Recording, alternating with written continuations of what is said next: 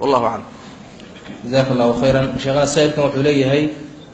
dhiigu min najaas ba haduuse igaga daato dharkayga ma ku tukan karaa dhiiga jidhka ka yimaada bini aadamka culimada badankood waxay qabaan inuu nijaaseeyo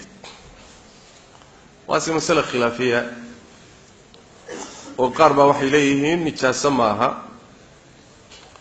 ihtiyaadku wuxuu ku jiraa hadduu maradaada gaadho iyo hadduu jidhkaaga gaadhoba in la iska dhaqo لأنه واسطة علماء أوبدينهن ولو مسألة اجتهادية خلاف كتيره